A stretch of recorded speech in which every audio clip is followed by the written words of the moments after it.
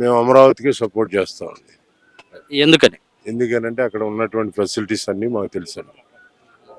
అక్కడ ఉన్నటువంటి అవకాశాలు, ఫెసిలిటీస్ కానీ, వాటర్ కానీ అన్నీ, అక్కడ ప్రకృతి కానీ అన్ని విధాల అనుకూలంగా ఉంది కాబట్టి 2 లక్షల కోట్లు అవసరం అంటున్నారు అమరావతి డెవలప్.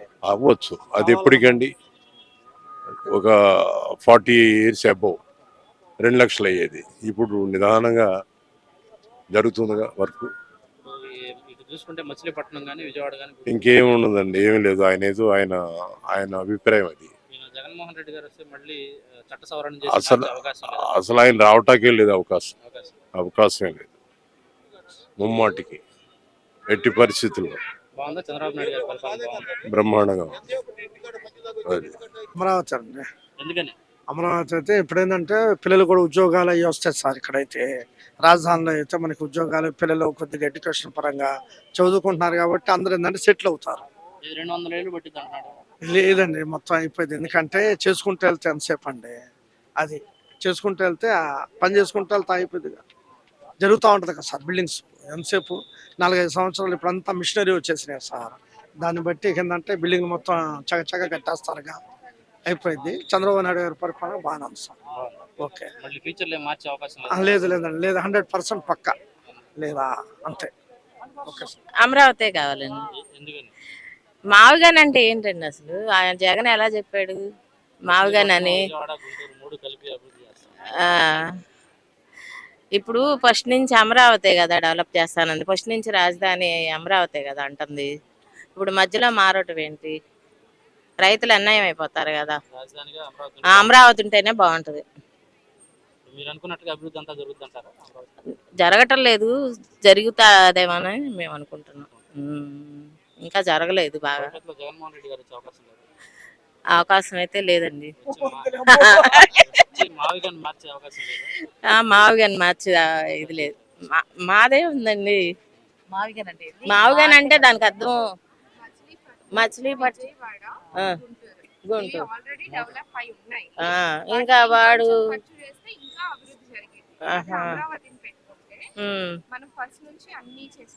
మరి అన్ని వేల ఎకరాలు తీసుకున్నారు కమ్మా. మరి రైతులంతా ఏం చేయాలి? పంటలు పండించుకోకుండా ప్లాట్లు డెవలప్మెంట్ కూడా చేసి ఇవ్వలేదు. ఇప్పుడు 10 ఏళ్ళు పైన అయింది. మరి రైతులు ప్లాట్లు కొన్నోళ్ళు అందరూ అన్యాయం అయిపోతారు కదా. ఇప్పుడు మేమే కొన్నాము రాజధానిలో, ఇంతవరకు ఏ డెవలప్ లేదు. కౌలైతే వేస్తున్నారు, ఎవరు ప్లాట్ వాళ్ళకి చేసి ఇవ్వలేదు. మాకే అదే చాలా బాధగా ఉంది. చంద్రబాబు నాయుడు వచ్చి 2 ఏళ్ళు అవుతున్నా కానీ ఇంకా ఏం చేయలేదు. మావి గన్ దాంట్లోనే ఉంది.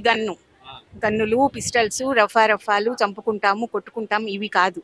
ఒక డెవలప్మెంట్ కావాలి, ఆ డెవలప్మెంట్ జరుగుతుంది కాబట్టి so happy. Last Jaganmohan Reddy గారు వస్తే మారుస్తా అంటున్నారు. జగన్మోహన్ రెడ్డి గారు వస్తే మళ్ళీ మారుస్తా అంటున్నారు. మార్చాక అప్పుడు మాట్లాడదాం లేదు. అమరావతి కావాలి. అమరావతి ఎందుకని?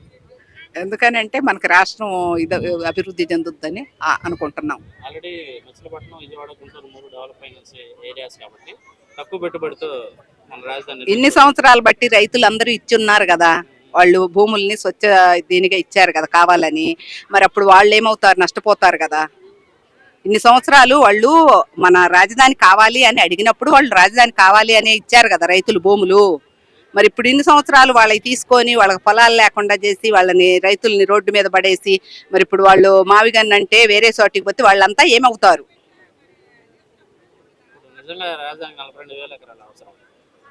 అవసరం అంటే అంతా బాగా అభివృద్ధి చేస్తే కావాలనే కదా, బాగా డెవలప్ అవుద్దని. తెస్తారని అనుకుంటున్నాం మేము, పైనుంచి కేంద్రం నుంచి ఉంది తెస్తారని అభిప్రాయం. అమరావతి కావాలి సార్. ఎందుకని ఏంటి సార్, రైతుల కష్టాలను గ్రహించి అంత పెద్ద అమరావతిని వాళ్ళు స్థాపించడానికి నమ్మకం మీద ఇస్తే అమరావతి డెవలప్ అవ్వటానికి మంచి ప్లేస్ కదా సార్. మావిగన్ ఏముంది సార్? మావిగన్ అంటే మచిలీపట్నం, విజయవాడ, గుంటూరు అన్నాడు. అది మాట వరుస గుంటూరు అన్నాడు. GU అంటే గుంటూరు అనే రాజుగా. విజయవాడ పక్కన గుణదల అనే ఏరియా కూడా ఉంది. ఆ ఏరియా కూడా విజయవాడ కొద్దిగా కలిసిన అటువైపు డెవలప్మెంట్ చూడాలని అంటది.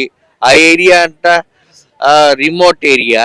ఒకవేళ గబుక్కున గుంటూరు కాదు, గుంటూరు ఎందుకు అటే చూస్తానంటే వ్యతిరేకం ఉంటారు. కాకుంటే జగన్ భజన కోసం ఏదో మాట్లాడతారు కానీ అమరావతి అనేది కరెక్ట్. అమరావతి అనేది ప్రపంచంలో నెంబర్ 1 స్థానం ఇది ఉండే కొద్ది 10 సంవత్సరాల తర్వాత ప్రపంచంలో నెంబర్ 1 అయింది. ఇప్పుడు ప్రస్తుతానికి ఏంటంటే అది ఇష్టం లేక జగన్ ఆ మాటలు చెబుతుంది కానీ అంతమించి ఏం లేదు. అమరావతి కరెక్ట్, మావుగా అనేది కరెక్ట్ కాదు. అది ఈ మావుగా అనేది చంద్రబాబు చేసే పనికి ఏంటంటే అతను వ్యతిరేకించాలనే ఉద్దేశంతో అతను ఏదో చెబుతుంది కానీ మావుగా అనేది కరెక్ట్ కాదు. ఏముంటది, మారితే మారుతారు, చేసేది ఏముంటది. ఇప్పుడు గవర్నమెంట్ వచ్చిన తర్వాత వాళ్ళ ఇష్టం, దాదాపుగా అవకాశం ఉండదు. పార్లమెంట్ లో బిల్లు చేశారు. వైసీపీ వచ్చిన తర్వాత మార్చాలన్నా కానీ పార్లమెంట్ లో మార్చాలి. పార్లమెంట్ లో మార్చాలన్నప్పుడు పార్లమెంట్ లో చట్టం వీళ్ళకి అనుకూలంగా ఉండాలి. అది పార్లమెంట్ లో ఉన్న సభ్యులు కానీ పార్టీ కానీ వైసీపీకి అనుకూలంగా ఉంటే అవకాశం ఉంటది, లేకపోతే అవకాశం ఉండదు. మారిపో అవకాశం కానీ డెవలప్ చేయడు. వైసీపీ వస్తే డెవలప్ చేయడు, మార్చే అవకాశం ఉంటే చేస్తారు. ఇతనికి అనుకూలంగా ఉండి కేంద్ర గవర్నమెంట్ ఏదైనా అవకాశం ఉండి ఇతని ద్వారా కేంద్ర గవర్నమెంట్ ఇప్పుడు చంద్రబాబు లాగా ఎట్టిందో అట్ట వస్తే ఖచ్చితంగా మారుస్తున్నాం, డౌటే లేదు. అది ఒకవేళ మారిస్తే మారవచ్చు కూడా. ఒకవేళ మారకపోయినా దీన్ని ఏం చేయడు, డెవలప్ చేయడు, పక్కన చూసుకోవద్దు. అది ఇది అనేది చంద్రబాబు ఉంటేనే కరెక్ట్. ఇప్పుడు మన ఆంధ్రాకి యాక్చువల్గా ఆదాయం లేదు కదా, అమరావతి ఇచ్చిందంటే మంచి ఆదాయం వస్తుంది, ఆంధ్ర డెవలప్ అయ్యింది, అన్ని విధాలుగా బాగుంటుంది. ఎన్ని కంపెనీలు వచ్చినాయి అసలు, ఎంత విద్య. ఇప్పుడు మా అమ్మాయి అయింది SRMలో చదువుకుంది, ఎంసెట్లో సీటు అనేది మామూలుగా మంచి ర్యాంక్ వచ్చింది. నేను SRM కాలేజ్ బాగుంటుంది SRMలో చదివించాను.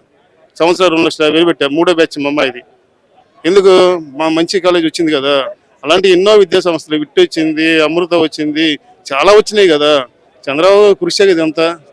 అది అది కరెక్టే. నాయకత్వంలో ఆంధ్రప్రదేశ్ అమరావతి బాగా డెవలప్ అయింది, ఇబ్బంది లేదు. అది 2029 మరి 2029లో 90% చంద్రబాబు వస్తాడు. ఇంకా ఆంధ్రప్రదేశ్ ఆంధ్రప్రదేశ్ ప్రజలు దరిద్రులు అయితే, దురదృష్టం అయితే జగన్ వస్తాడు. అది అంత మించి ఏం లేదు, ఖచ్చితంగా దాదాపుగా వస్తాడు. ఇతను కూడా జగన్ కూడా ఈ తిట్టే విధాన్ని నేను వ్యతిరేకిస్తుంటే జగన్ కూడా పరిపాలన పర్లేదు. కాబట్టి ఇప్పుడు తిడుతున్నారనుకో, ఆ తిట్టే వాళ్ళందరినీ కంట్రోల్ చేయాలి.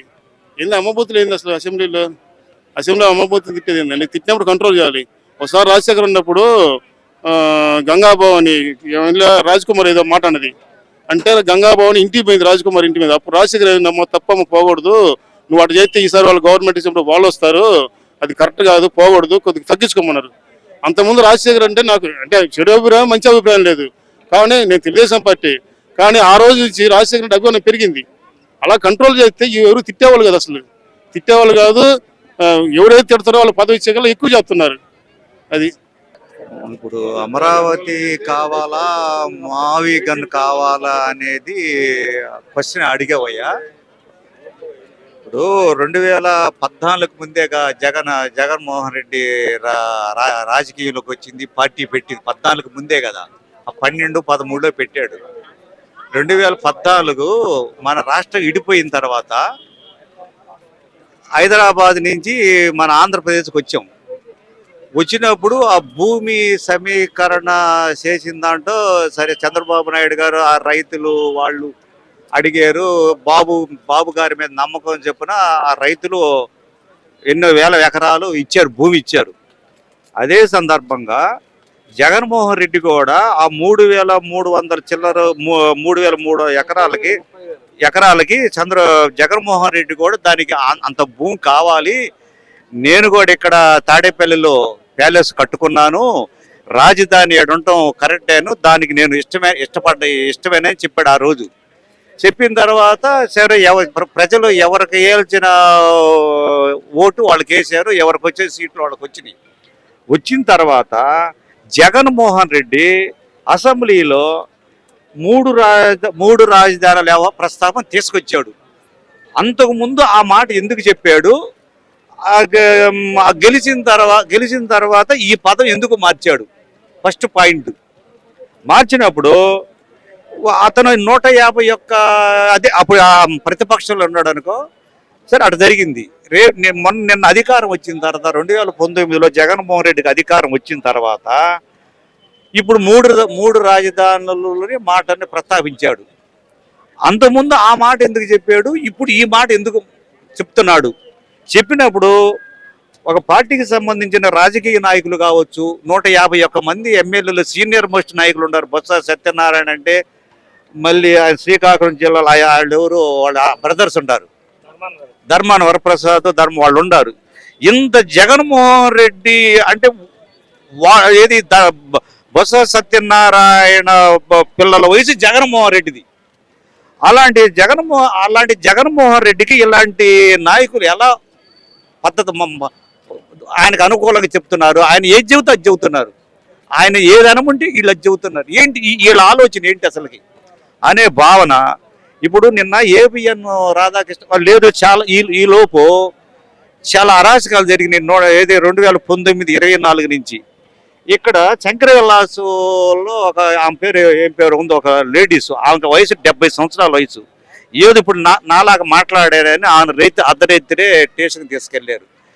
అక్కడ ఒక డాక్టర్ గారు, మంచి డాక్టర్ మాస్క్ అడిగారని ఆయన చివరికి పిచ్చోడు చేసి నడి రోడ్డు మీద చేతులు పెడరెక్కలు ఎరగదీసి నడి రోడ్డు మీద కట్టేసి చివరికి పిచ్చోడు చేసి ఆయన బలిపశువు చేసి చచ్చిపోయాడు.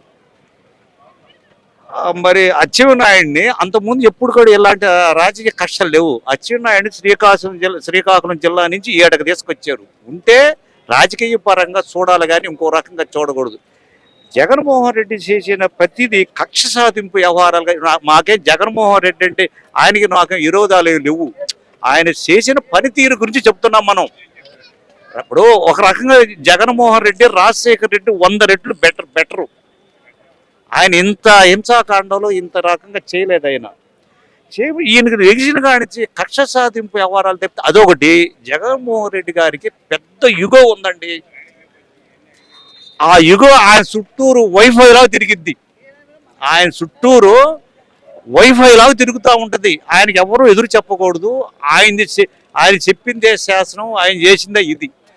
అసలు ఒక నాయకుడు అనే అతనికి నాకు తెలిసయ్యా అంత మనిషికి యుగో పనికిరాదు. అసలు నాయకుడికి యుగో పనికిరాదు. కక్ష సాధింపు ఉండకూడదు. నలుగురిని మన పక్కకు చేర్చుకునేటట్టు ఉండాలి కానీ నలుగురిని వదులుకునేటట్టు ఉండకూడదు. ఇప్పుడు నెల్లూరు జిల్లాలో ఏమిరెడ్డి ప్రభాకర్ రెడ్డి కుటుంబం అనేది అందరికీ తెలిసిన విషయమే. కోమడ వాళ్ళు ఉంటారు. వీళ్ళందరినీ వదులుకోవడానికి కారణం ఏంటి? నాకు వీళ్ళు చేసిన తప్పేంది, వీళ్ళని ఎందుకు వదులుకున్నట్టు ఇలాంటి సన్నివేశాలు అంటే జగన్మోహన్ రెడ్డికి ఇగో నేను చెప్పినట్టే అంటే కేవలం అందువల్ల వీళ్ళందరూ పార్టీ మారారు.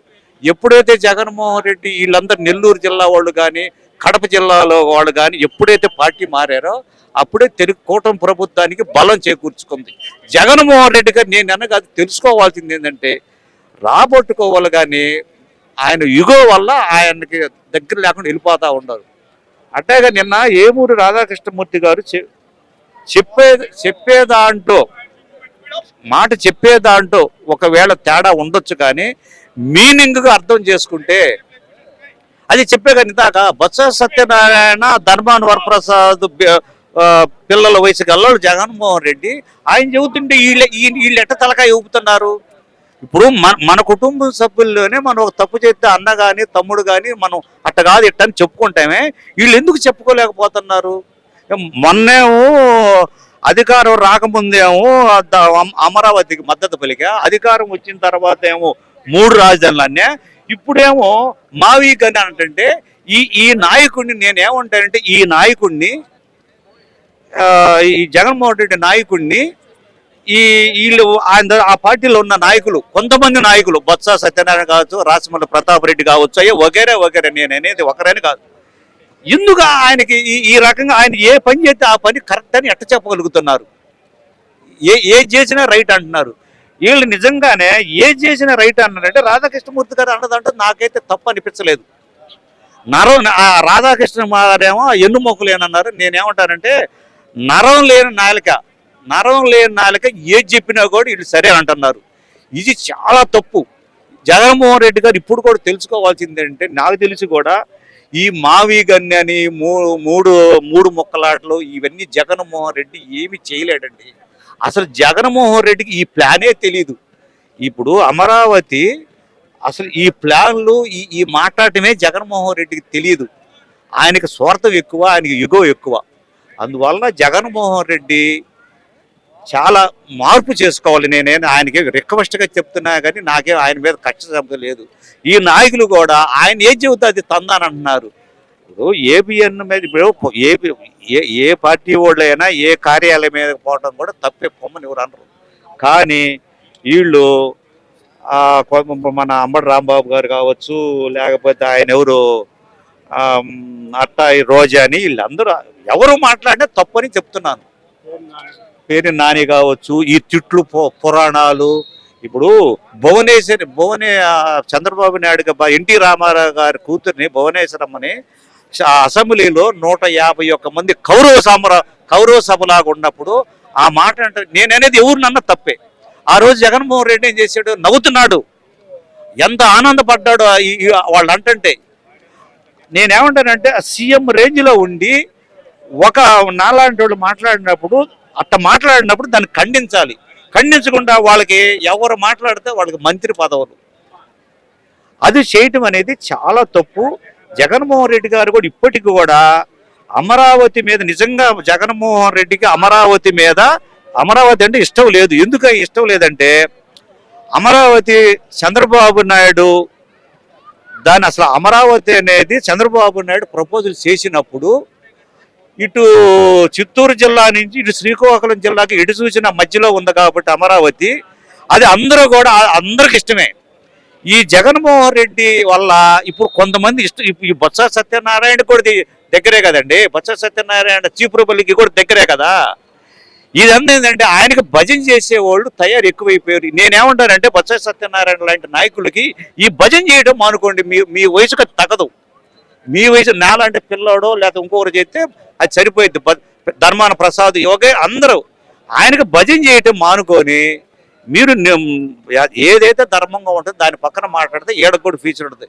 రేపు వీళ్ళు 29లో కాదు 30 ఇంకొక 9లో కూడా వీళ్ళు గెలవరు. ఈ రకంగా నాటకాలు ఆడితే ఇప్పుడు నీ ఇంటి పక్కన రాజధాని పెట్టుకొని వాడికి భజన చేస్తా ఉంటుంటే ఎవరు మనకు అంగీకరిస్తారు? అసలు నీ మీద ఎట్ట నమ్మకం కలగాలి?